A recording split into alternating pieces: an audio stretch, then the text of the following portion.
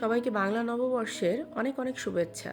সকালে ঘুম থেকে উঠেই ভাবলাম যে বাচ্চাদের এবং তার বাবাকে একটু সারপ্রাইজ করা যাক। তো যেই ভাবা সেই কাজ, সবার প্রথমেই টেবিলটা একটু সেট করে নিলাম। তারপরে চলে গেলাম রান্নায়। এখানে আমি প্রথমেই একটা ইলিশ মাছ নিয়ে নিয়েছি। এটাকে কেটে ধুয়ে পরিষ্কার করে লবণ, হলুদ আর লাল মরিচের গুঁড়ো মেখে নিব। মাছটাকে ভালোভাবে ম্যারিনেট করে এটাকে এবার ডুবো তেলে ফ্রাই করে নিব। ইলিশ মাছ ভাজা একটু সরিষার তেল না হলে কি চলে। সরিষার তেলে মাছটা ভাজা হচ্ছে আর এত সুন্দর একটা ঘ্রাণে পুরো ঘরটাই ভরে গিয়েছে। আমার মাছ ভাজা হয়ে গেছে। এখন এগুলোকে আমি মাটির প্লেটে আজকে সার্ভ করব। এখন তৈরি করে নিব ভর্তা। প্রথমে আমি আলু ভর্তা তৈরি করে নিচ্ছি। আমি অবশ্য পাটায় বাটাবাটির ভর্তার ঝামেলা আজকে করিনি। হাতে মেখে আলু ভর্তা আর আরেকটা স্পেশাল ভর্তা তৈরি করেছি। জানি না এটা আপনারা কখনো খেয়েছেন কিনা।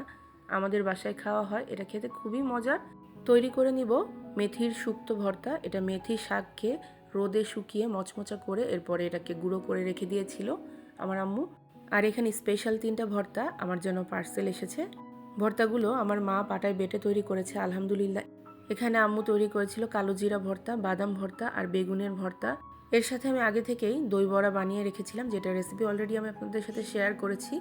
ঘরে কিছু মিষ্টি ছিল, সেগুলোকেও আমি টেবিলে সেট করে নিয়েছি। আর ফলের মধ্যে এখানে বাচ্চাদের জন্য তরমুজ কেটে রেখেছি, ওরা খুব পছন্দ করে।